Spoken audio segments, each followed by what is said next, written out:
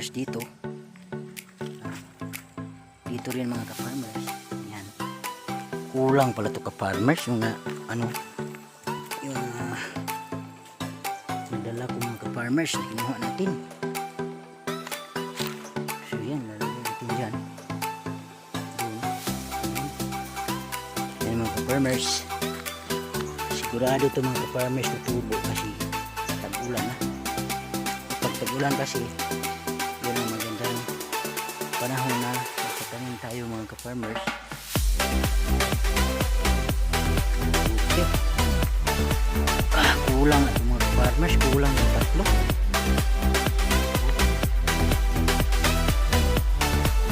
Kulang na ng tatlo mga ka-farmers. Ilang kukuha tayo ng bago mga ka-farmers. Okay, so yan ang mga ka-farmers. Nailagay na natin yung ating binhi sa lupa na kung saan itatanim natin yung ating mga kasaba. So yan. Ganyan mga ka-farmers. Oh. So tatlo-tatlo to. Pasensya na mga ka-farmers. Ito lang ipapakita ko sa inyo mga ka-farmers dahil pag ipapakita ko lahat matatagalan tayo. Yan. Yan mga ka-farmers. So hanggang doon to mga ka-farmers. Actually yung iba dyan, yan, simula dito yung nandun hanggang doon na kaya ito may mga tanim na yan sa ilalim mga ka-farmers. Kahapon ko yan nagsimula ako mga alas 9 ng umaga, tapos break ng 12, babalik ko ng mga 3 p.m. yan na ano ko talaga mga ka-farmers na finish ko lahat. Tapos ito na lang ito na lang yung ating nalikan na yung umaga para tapusin. So yan mga ka-farmers. So sa ngayon mga ka-farmers, ipapakita ko sa inyo kung paano ganyan. So mayroong dalawang pamamaraan mga ka-farmers kung paano itanim ang kasaba based on my own experience mga ka-farmers, kasi iba-iba ang pagtatanim ng mga kasaba depende sa kung sino ang tanim ko sa atin. In my case, sa experience ko, share ko sa inyo yung paraan ng pagtatanim mga ka-farmers. So ganito yun mga ka-farmers. Una mga ka-farmers, yung lupa natin mga ka-farmers, binubungkal muna natin mga ka-farmers. Halimbawa mga ka-farmers, ito yan, binubungkal na yan, meaning soft na yan mga ka-farmers. Oh, yan, maganda na yan taniman mga ka-farmers. So ginamitan ko yan ng bulo mga ka-farmers para bubungkalin. So ito parang itak pala to ka-farmers, itak na parang bulo. Ganyan. So ginaganyan yan mga ka-farmers para magiging soft. Tapos dyan natin ilalagay yung ating itatanim. So yan mga ka-farmers. Mga ka-farmers, so ipapakita ko sa inyo ngayon yung pamamaraan ng pagtanim ng kasaba. So ito na yung pinutol natin kanina. So ngayon naman ipapakita ko sa inyo kung paano ito itanim ang binhi na ito dito sa lupa. So ngayon, based on my experience mga ka-farmers, mayroong dalawang pamamaraan ng pagtanim ng kasaba or kamuting kahoy. Number 1 mga ka-farmers ay yung ganito, pinapatayo lang mga ka-farmers, meaning vertical position lang yung pagtanim mga ka-farmers, at half of the stem mga ka-farmers yung ibabaon natin dito sa lupa. Example, kaya natin mga ka-farmers, ganyan. Ganyan mo yan mga ka-farmers, tapos ganyan mo ng lupa. Ganyan. That is the first technique or pamamaraan kung paano itanim yung kasaba. Ngayon, ang advantage nito mga ka-farmers, ito, expose ito sa sunlight. Okay, so meaning mas madali itong tutubo kasi expose sa sunlight. Tapos yung meron din siyang nakabaon na part sa lupa. Okay, so ganyan. Pero ano ang disadvantage nito mga ka-farmers? Ang disadvantage nito ay yung kanyang mga bunga or yung mga unod mga ka-farmers. So yung crops niya, pag ganito kasi mga ka-farmers, ibig sabihin yung nakabaon half lang yan. So meaning dito lalabas yung mga ugat na kung saan magbe-bear sila ng bunga. Okay, so at yun lang ang part na magkakabunga. Ibig sabihin hindi lahat. Ito mga leaves lang to, ganyan. So pag ganyan lang ang mga bunga mga ka-farmers. Pero ang next na pamamaraan mga ka-farmers ay yung tinatawag natin na horizontal position ng ating pagtatanim, kung saan buong stem na to mga ka-farmers ay ibabaon natin sa lupa. So ganito mga ka-farmers, yan, ibabaon natin to sa lupa mga ka-farmers, itong buong stem o binhi ng ating kasaba. So ganito. Tapos huwag masyadong malalim mga ka-farmers para hindi mahirapan yung ating kasaba na mag-sprout. So kailangan ano lang, katamtaman lang, mga 1.5 inches siguro mga ka-farmers. So tapos tatabunan natin yan mga ka-farmers. Ganyan. Ganyan ha. Okay, so ganyan mga ka-farmers. Parang wala lang, parang walang itinanim, pero dito sa ilalim meron. Ang kagandahan nito mga ka-farmers, since ang buong stem ay nakabaon doon sa lupa, ibig sabihin lahat ng nodes noon mga ka-farmers ay mag-sprout. At when there is a sprout mga ka-farmers, ibig sabihin meron siyang mga ugat. Okay, so yung mga ugat mga ka-farmers, yun ang gagapang. Tapos yung mga ugat na yun ay magdadala ng mga bunga. So ibig sabihin maraming bunga o unod yung maibibigay kapag ang pamamaraan ng pagtanim mo ay horizontal position mga ka-farmers. So kuha tayo ng isa mga ka-farmers. Halimbawa, ito mga ka-farmers, yan, meron niyang mga nodes 1, 2, 3, 4, Tapos dito yung sa kabila, so mga around 8 to 10 nodes nandito. So bawat nodes na yan mga ka-farmers ay mag-sprout yan pagdating ng mga 1 week. Yan, nagsusprout yan. Tapos dito rin ang iba. Yan. Tapos bawat sprout na mga farmers, siyempre may ugat yan. Yung mga ugat, yun na ang magbibigay ng bunga o mga unod. Okay, yung mga crops na pwedeng kainin. So yun ang maganda mga ka-farmers. Pero it takes time lang mga farmers. Mga around 1 week or 1 week and a half siguro mga ka-farmers, doon mo makikita yung sprout. So papakita ko maya doon yung mga sprout na sinasabi ko. So ganyan mga ka-farmers. Okay, so itatanim natin ito lahat mga ka-farmers. Yan na ibao na. Yan, madali lang ito mga ka-farmers. Ganyan mga ka-farmers.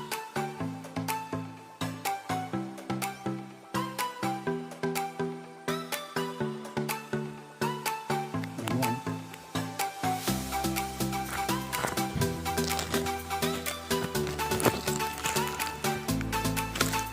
Dito rin mga ka-farmers. Yan, tanim natin. Dito kasi sa probinsya mga farmers, ang sekreto dito ay talagang tatanim. Yun ang magandang negosyo dito. Kailangan magtyaga sa pagtatanim mga farmers.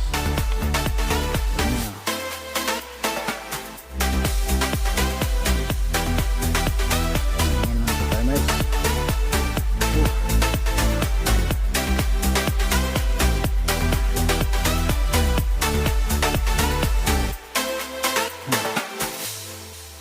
Okay ba mga ka-farmers, ano? Ganda ang buhay sa probinsya mga ka-farmers. Walang gutom.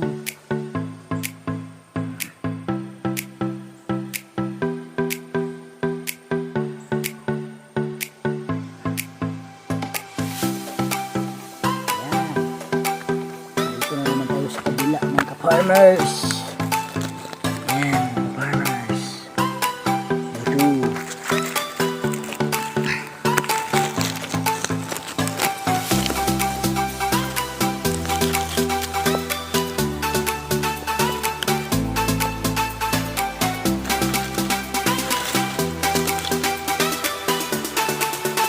Farmers, medyo mainit ng mga ka-farmers. Normal lang ang next our season in the Philippines. At ang try and get season ng mga ka-farmers.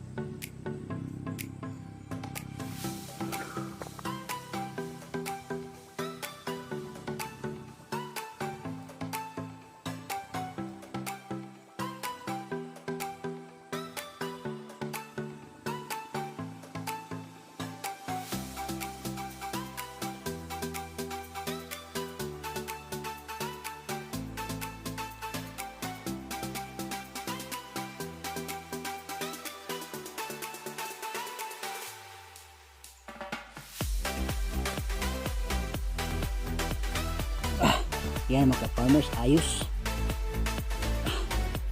Mainit na mga ka-farmers.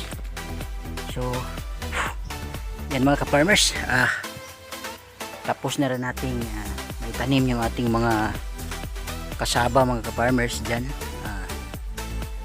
Yan o, grabe init mga ka-farmers. So ngayon mga ka-farmers, titingnan natin yung sinasabi kong after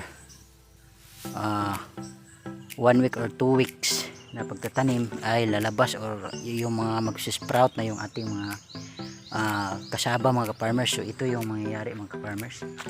Yan ang mga ka-farmers. Tapos may tanim na yan lahat hapon mga ka-farmers. At itong 3 rows mga ka-farmers na mayroong 18 na puno ng kasaba ang naitanim natin. So yan mga ka-farmers. You know, yan ang naitanim ko kahapon mga farmers. Yan, tapos ngayong umaga ito. Yan. Ito mga ka-farmers. Yan, mga ka-farmers. So, ikot tayo mga ka-farmers. Samahan niyo ako mga ka-farmers. Yan. Okay, ang kagandahan kasi nito mga ka-farmers, di ba may sinasabi mga ka-farmers, swerte yung nagtatanim sa panahon ng tag-ulan sapagkat may maaani sila pagdating ng tag-init, at vice versa, swerte din yung magtatanim sa panahon ng tag-init kasi meron din silang aanihin sa panahon ng tag-ulan. Ganun lang yun, vice versa ang buhay mga ka-farmers. Kaya ito mga ka-farmers ang ginagawa ko. Yan, nung tag-init mga ka-farmers, ang mga itinatanim ko ay saging nandun. So maganda yun kasi nabubuhay ang saging kahit tag-init, walang problema. Tapos ito na mga ka-farmers, oh. Yan, ang gaganda na yan mga ka-farmers. Tapos ito yung sinasabi ko mga ka-farmers, ito yung itinanim ko. Actually mga ka-farmers, mga 3 weeks na to mga ka-farmers simula nung itinanim ko. Yan mga ka-farmers, o diba? Ang gaganda yan mga ka-farmers. Yan, ganyan ang mukha ng mga ka-farmers. Oh, nakalinya yan mga ka-farmers. Yan mga ka-farmers, nakalinya na yan sila lahat. May lotion dito. Yan ang mga naitanim ko mga ka-farmers 3 weeks ago. So ganyan mga ka-farmers. Yan, so nakikita nyo mga ka-farmers. Ang grabe, ang ganda mga ka-farmers. Tapos yun nga lang mga ka-farmers, dahil yung ating itinanim ng mga kalabasa, yung binablog ko, ay talagang gumagapang na lahat, oh. Yan. So mga 3rd week siguro ng June mga ka-farmers, makapag-harvest tayo ng mga kalabasa. First harvest mga ka-farmers, ito nga umaakyat dito yung mga kalabasa natin mga ka-farmers, oh. Sa mga bago kong itinanim, walang problema, hindi yan mamatay ang ating mga kasaba mga ka-farmers kasi hindi naman pumapatay ang mga kalabasa. Saka ang ibig, kung iisipin natin mga ka-farmers, yung buhay ng kalabasa at ng kasaba ay talagang mas mahaba yung buhay ng kasaba. Kasi itong kalabasa mga ka-farmers, mga more or less 3 to 4 months wala na yan. Kasi 3 to 5 harvest lang yan, patay na yan mga ka-farmers.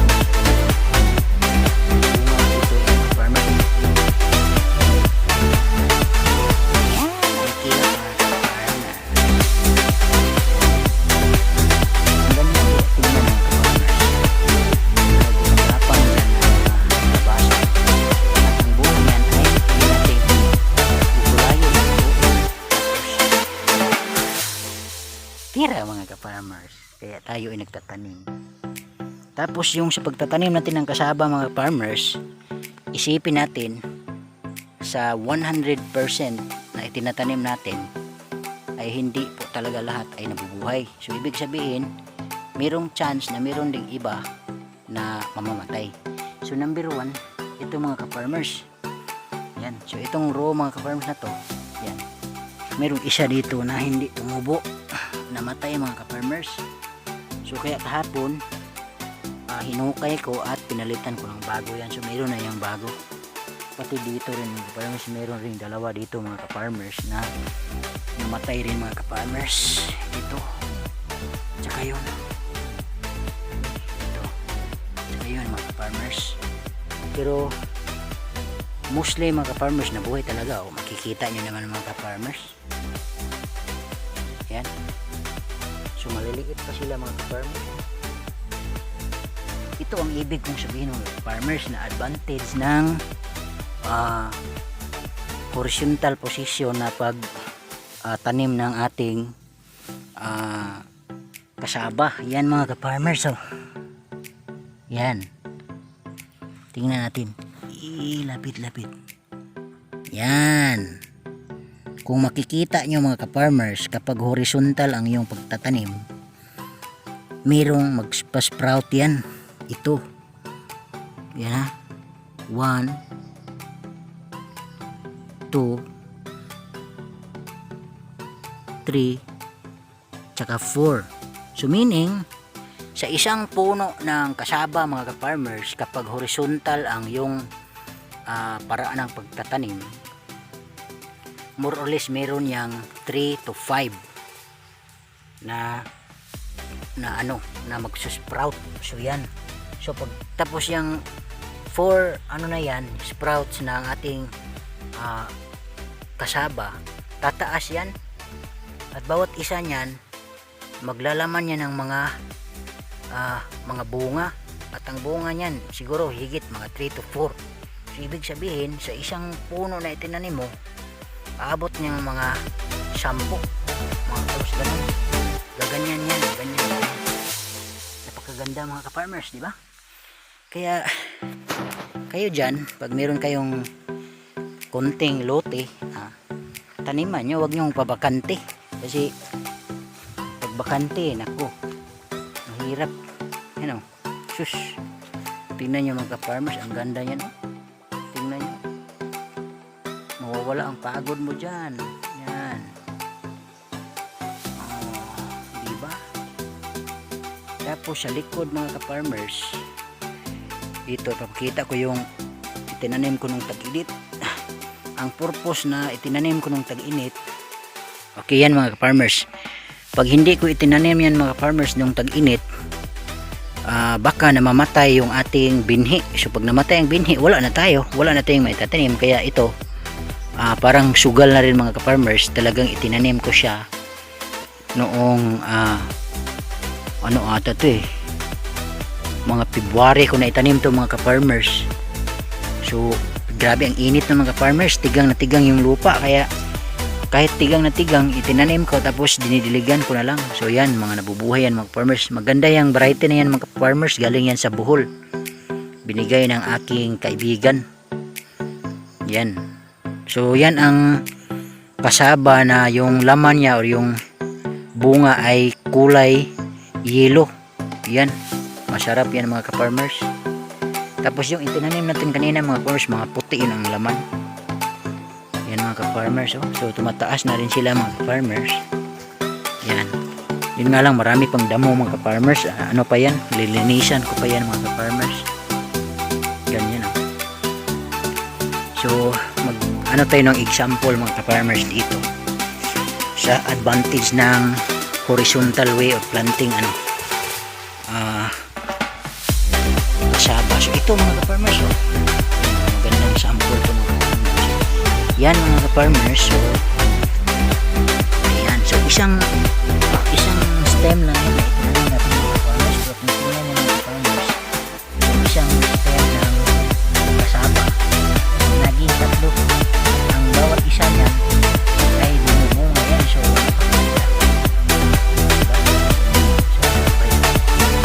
yan, 3 yan. Ito 3. Yan o. So tingnan natin mga ka-farmers na mayroon pang yan o.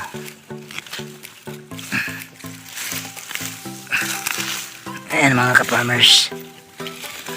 Yan o. So tingnan mo. Yan. Isang stem lang yan o binhi ang itinanim natin, pero ngayon nagiging 3 na malalaki at mayroon pang isa na maliit. At isipin nyo, bawat isa niyan mga ka-farmers ay naglalaman yun ng mga bunga. So grabe, ang galing mga ka-farmers. Sana ay nakapagbigay ako ng magandang ideya sa inyo mga ka-farmers, kasi ito mga ka-farmers, kikita tayo nito mga ka-farmers, bibenta natin to. Yan, so yan mga ka-farmers. Tapos ito mga ka-farmers, merong pinupunan ko na yan mga ka-farmers, kasi hindi siya namatay siya, kaya merong bagong tanim dyan. Ito. Tapos dito naman 2, hindi namatay sila, kaya pinalitan ko ng bago. So mga 1 week from now mag sprout na yan. So yan ang itinanim natin kahapon mga ka-farmers. Yung pinakadulo yun ang kanina, yung 18 pieces of kasaba na itinatanim natin puno. Yan o. Ang ganda ka-farmers, di ba? Simple lang na pamumuhay, pero pag nag-sprout na yan, mawala lahat ng pagod mo. Tsaka another purpose kung bakit nagtanim ako mga farmers.